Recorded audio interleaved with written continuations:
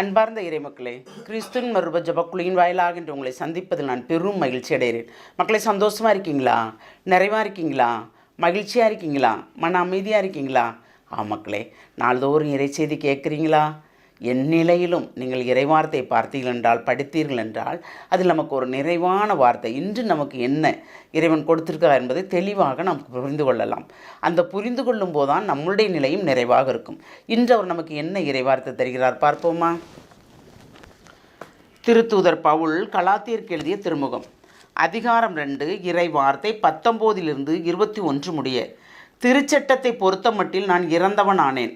அதற்கு அச்சட்டமே காரணம். நான் கடவுளுக்காக வாழ்கிறேன், கிறிஸ்துவோடு சிலுவையில் அறையப்பட்டிருக்கிறேன். எனவே இனி வாழ்பவன் நான் அல்ல, கிறிஸ்துவே என்னுள் வாழ்கிறார்.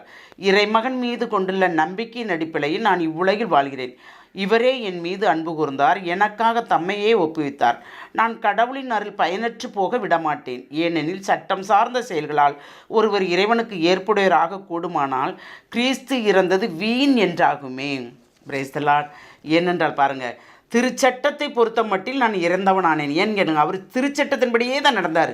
சட்டம் இப்படி இருக்கணும், ஏன்னா யூதர்கள் அல்லவா, அதனால் அவர் நிறைய படித்தவர் அல்லவா, கமலியலின் கைச்சீடறிவர். அப்போ கமலியல் கூட கமலியல்கிட்டருந்து ஒரு பாடம் கற்றுக்கிட்டவர் அல்லவா, அதனால் இவர் என்ன செய்கிறாரு, திருச்சட்டத்தின்படியே வாழணும்னு நினைக்கிறார். ஆனால் இயேசு இவரை தொடும்போது திருச்சட்டம் ஒன்றுமில்லாமல் போகிறது. ஏனென்றால் இறந்த அவர் நமக்காக தான் எல்லாமே செய்தார், அவர்தான் நமக்கு எல்லாமே என்று அவர் புரிந்து கொள்கிறார் தூயாவின் வல்லமையால் என்று. அதுக்கு தான் சொல்கிறாரு, எனவே கிறிஸ்துவோடவே நான் சிலுவையில் அறையப்பட்டிருக்கிறேன். கிறிஸ்துவுக்கு வாழும்போது நமக்கு துன்பங்கள், துயரங்கள், வேதனைகள், சோதனைகள், பாடுகள் எல்லாமே உண்டு. அதனால்தான் நான் கிறிஸ்துவோடு சிலுவையில் அறையப்பட்டிருக்கேன் என்று சொல்கிறார். அவர் பட்ட துன்பங்கள் நாம் படவில்லை, சிறிதளவு தான். அதுவே நமக்கு பெரிய வேதனையாக இருக்கிறது இல்லையா? அதனால சொல்கிறேன், இனி வாழ்பவன் நான் அல்ல, கிறிஸ்து தான் என்னுள் வாழ்கிறார். அவர்கிட்ட நம்பிக்கை தான் என்னை வழி நடத்துகிறது. அவர் தான் எனக்காக தம்மையே ஒப்பித்தார். எப்படி பாருங்கள், என் பாவத்தின் பொருட்டு தான் அவர் உலகத்திற்கு வந்தார். அதன் மூலமாக தான் எனக்காகவே அவர் மரித்தார். ஏனென்றால் அவர் வாழ்க்கைக்கு வராரு, பணிக்கு வராரு. பணிக்கு வரும்போதும் அவர் என்ன நிறைவாக இருந்தார், அவர் நிறைவாக செய்தார். ஆனால் மக்கள் அவரை நிறைவாக இருக்க உடலை துன்பங்களும் துயரங்களும் தான் அனுபவித்தாங்க. இறுதியில் என்ன செய்கிறாங்க, மரணத்துக்கு கையளிக்கிறாங்க. அப்படி தானே, இப்போ தான் பிறந்தார், ஆனால் மரணத்துக்கு கையளிக்க வேண்டிய நாட்கள் வருகிறதா இல்லையா? அது நமக்கு ஆண்டுதோறும் அவருடைய பிறப்பும் வளர்ப்பும் அவருடைய பணியும் மரணமும் உயிர்ப்பும் வரலாம். ஆனால் நாம் எந்த நிலையில் இருக்கிறோம்? ஆண்டுதோறும் இந்த நிலையில் தான் இருக்கிறோமா? நாம் இருக்கின்ற நிலையை தான் வலுவாக பற்றி இருக்கிறோமா? இல்லை இறைவனோடு சேர்ந்து வழி நடக்கிறோமா? அதுதான் நமக்கு வேணும். நாம் இறைவனோடு சேர்ந்து நடப்போம் என்றால் நாம் பெயர் பெற்றோர்கள். இறை சித்தத்தின்படி தான் நான் நடக்கிறேன், அவர்தான் என்னை செயல்படுத்துகிறார், அவர்தான் என்னை வழிநடத்துகிறார், தேவையற்ற எந்த இதிலையும் நான் ஈடுபடுவதில்லை என்று நாமளே தமக்கு ஒரு வரமுறை வைத்து கொண்டோம் என்றால் ஆசை நமக்கு இருக்காது, பேராசை இருக்காது நமக்கு.